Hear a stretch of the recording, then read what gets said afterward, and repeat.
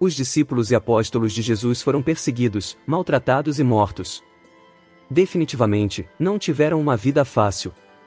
As antigas tradições que falam sobre como morreram os apóstolos de Jesus, apesar das diferenças entre si, são unânimes em afirmar que quase todos eles morreram de forma trágica.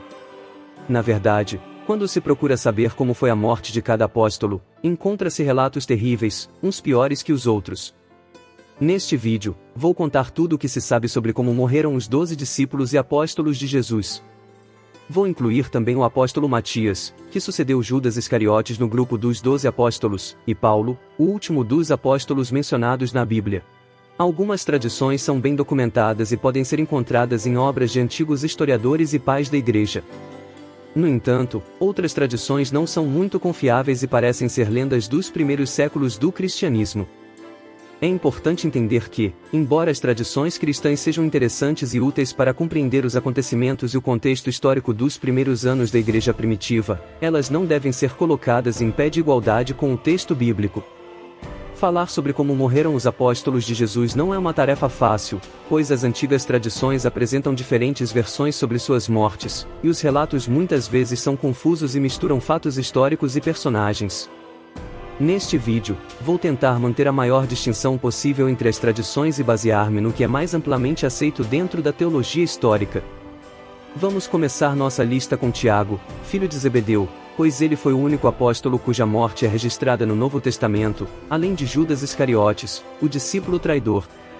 O registro bíblico mostra que Tiago foi martirizado durante a perseguição judaica aos primeiros cristãos, promovida pelo rei Herodes Agripa I, por volta do ano 44 d.C. Ele foi morto pela espada, o que provavelmente significa que foi decapitado.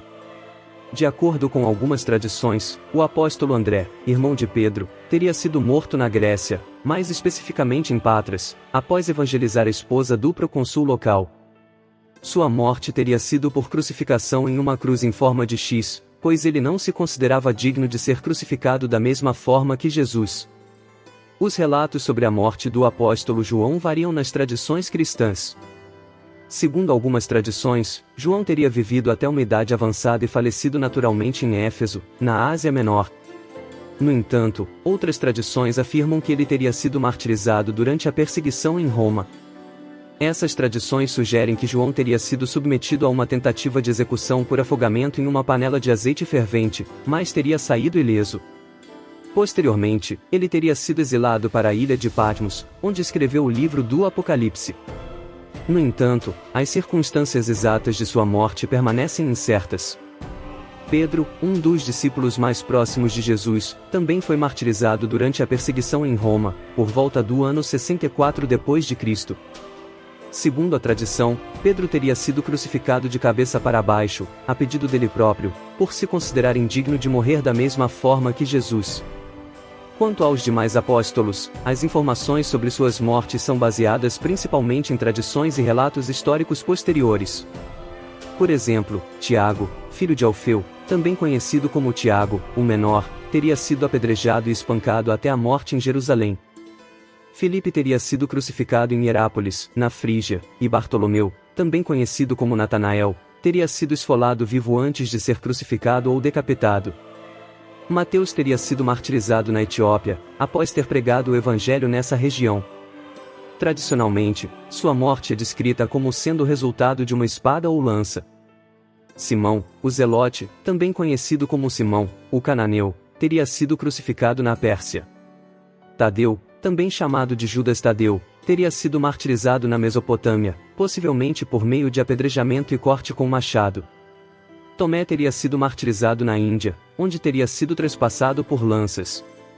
Matias, que substituiu Judas Iscariotes como apóstolo, teria sido apedrejado e depois decapitado. Paulo, embora não seja considerado um dos 12 apóstolos originais, foi um apóstolo influente e responsável por escrever várias epístolas do Novo Testamento. Segundo a tradição, Paulo teria sido decapitado em Roma durante a perseguição de Nero, por volta do ano 67 d.C.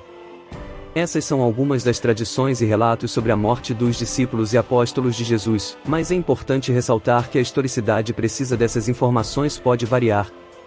É crucial considerar que as tradições têm origens diferentes e podem apresentar divergências. No final das contas, as histórias dos apóstolos e discípulos de Jesus são um testemunho poderoso de fé, coragem e dedicação. Eles enfrentaram perseguições, martírios e adversidades, mas permaneceram firmes em sua missão de espalhar o amor e a mensagem de esperança deixada por seu mestre. Hoje, somos herdeiros dessa mesma mensagem de amor e transformação. Temos o privilégio de continuar o legado dos apóstolos, compartilhando o Evangelho em um mundo que ainda precisa desesperadamente de paz, compaixão e reconciliação. Portanto, convido você a refletir sobre o exemplo desses homens extraordinários. Eles não eram super-heróis, mas pessoas comuns que foram tocadas pelo poder do divino. E assim como eles, podemos fazer a diferença em nosso tempo, independente de quem somos ou quais são nossas circunstâncias. Não se limite pelas dúvidas ou pelo medo. Seja corajoso em sua fé e ações. Encontre maneiras de amar, servir e ajudar aqueles ao seu redor. Esteja disposto a sacrificar seus interesses pessoais em prol do bem comum. Viva uma vida que reflita os ensinamentos de Jesus. Cada um de nós tem uma história a contar, habilidades a oferecer e um propósito a cumprir.